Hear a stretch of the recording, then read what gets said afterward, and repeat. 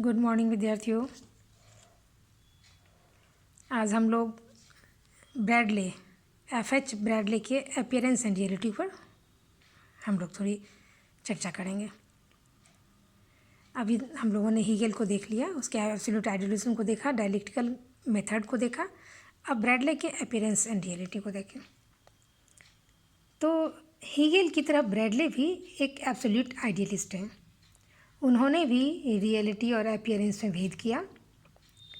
यद्यपि ब्रैडले ने हीगेल के रियल इज़ रैशनल के सिद्धांत को तो नहीं माना, परंतु फिर भी उन्होंने रैशनल इज़ रियल इस सिद्धांत को इसे स्वीकार करते हैं।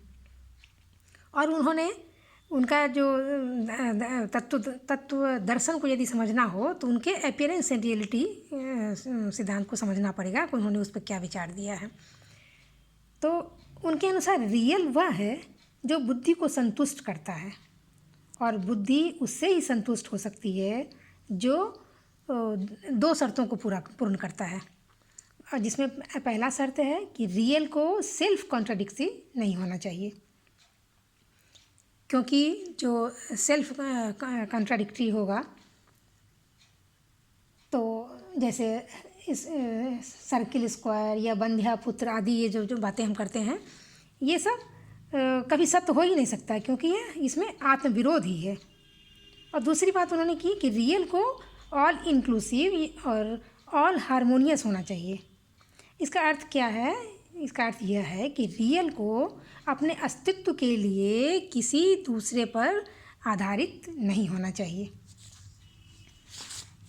आभास और सत्य की समस्या के लिए इस पुस्तक को हमने सामने रखा है। तो इनके अनुसार, तो ब्रैडले के अनुसार रियल वह हो गया जो अंतर्विरोधों से मुक्त हो। और दूसरी ओर अपीयरेंस क्या हुआ? तो अपीयरेंस वह है जिसमें विरोध के नज़र हमें आए। अपीयरेंस रियल जहाँ असीम और अनंत होता है, वहीं अपीयरेंस क्या है? वह सीमित और शांत होता है। क्योंकि आभास और सत्य यानी अपीयरेंस और रियल में एक सहज भेद हमारा सहज ज्ञान भी जो करता आया है।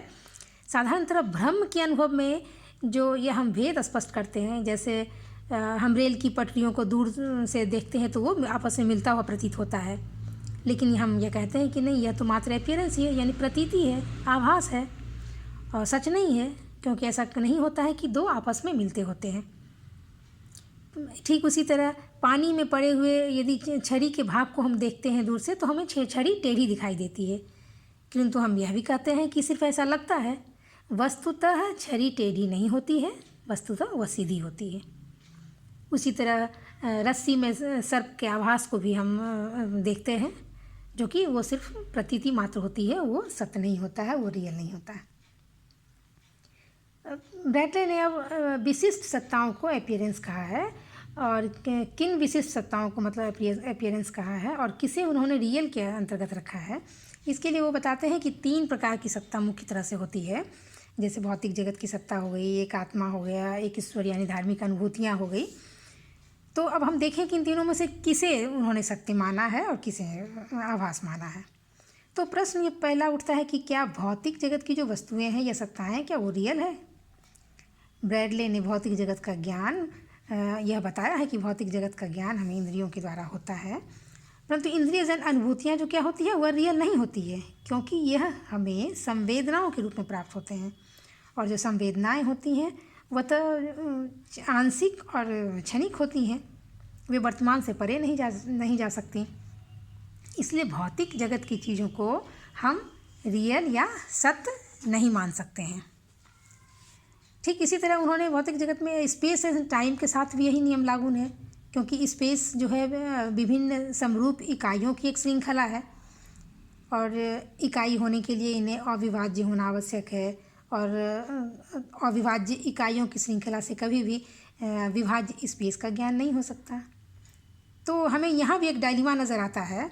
तो इसलिए हम देखते हैं कि भौतिक जगत जो अपनी सभी धारणाओं, जैसे इसके अंतर्गत द्रव्य, गुण, टाइम, स्पेस आदि आता है, वो मात्र अपीयरेंस या प्रतीति मात्र हमें नज़र आता है, यह रियल नहीं लगता है हमें।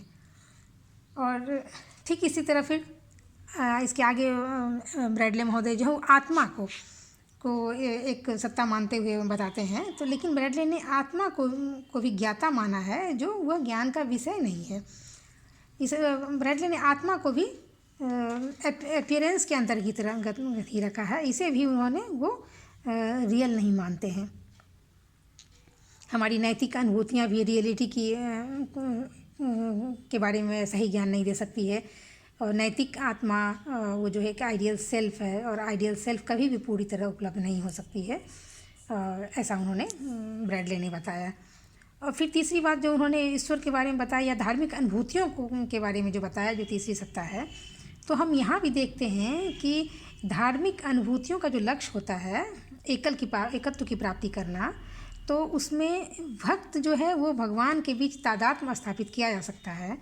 तो लेकिन ब्रैडले ने यहाँ पे भी कहा कि धार्मिक अनुभूतियाँ भी रियलिटी नहीं दे सकती, क्योंकि किसी मंदिर, मस्जिद या चर्च कहीं भी हम बैठ जाए, हर जगह हमें भक्त और भगवान के बीच का द्वैत हमें मालूम दिखता है, पता चलता है। यदि भक्त ने तादात्म्य की प्राप्ति कर ली है, तब भी वह ईश्वर के साथ उसका संबंध भक्त का ही हो जाता है, और भक्त और भगवान का द्वैत बना ही रहता है। तो इस प्रकार हम देखते हैं कि भौतिक जगत, आत्मा, ईश्वर सभी ब्रैडले के अनुसार प्रतीति है, वो रियल नहीं हो सकता है। तो अब देखना है कि रियल की जो है रियल के क्या है। तो ब्रैडले रियल के विशेषताओं के बारे में बताते हुए कहते हैं कि रियल वह है जो एक है, एक से अधिक रियलिटी की संभावना नहीं हो सकती है। इसलिए रियलिटी को अवश्य ही एब्स्ट्रैक्ट यूनिटी कोई नहीं है, बल्कि वह एक कंक्रीट सिंथेसिस है, रियलिटी है। फिर वो कहते हैं कि रियलिटी को सर्वग्राही, अनंत और शाश्वत होना चाहिए। फिर तीसरी विशेषता वो बताते हैं कि रियलिटी केवल फॉर्म नहीं है, जो कुछ भी अनुभव में आता है सभी रियलिटी में कंटेंट है। रियलिटी केवल थॉट नहीं है, जैसा कि हेगल मानते हैं, यह एक स्पिरिचुअल एंटिटी होता है। इसलिए ब्रैडले ने आभास और रियलिटी में अंतर बताया है। लेकिन प्रश्न उठता है कि आखिर अपीयरेंस और रियलिटी में क्या संबंध है।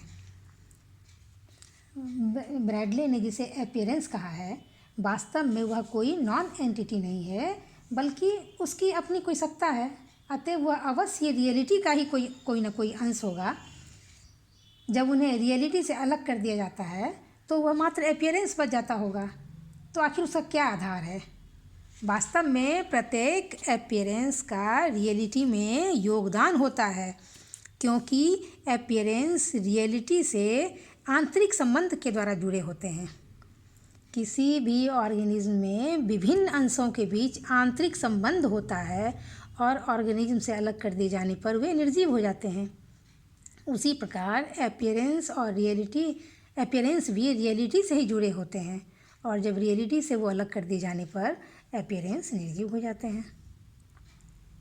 यद्यपि प्रत्येक अपीयरेंस जो है वो थोड़े मामले में रियल है, फिर भी अपीयरेंस जो है वो रियलिटी के अनुसार रियल नहीं है। रियलिटी अपीयरेंस थोड़े मामले में रियल है। जितना हारमोनियस और इंक्लूसिव ये रियल होता है, उतना वो अपीयरेंस नहीं होता है। थोड़ा उसका आधार थोड़ी देर के लिए वो समझ में आता है कि ये भी रियलिटी है, लेकिन जब उसे हम सही ढंग से देखते हैं तो वो पता चलता है कि नहीं, यह तो अपीयरेंस हमें ऐसा प्रतीत हमें ऐसा हो रहा है, यह सत्य नहीं है, यह सत्ता नहीं है, ये रियल नहीं है।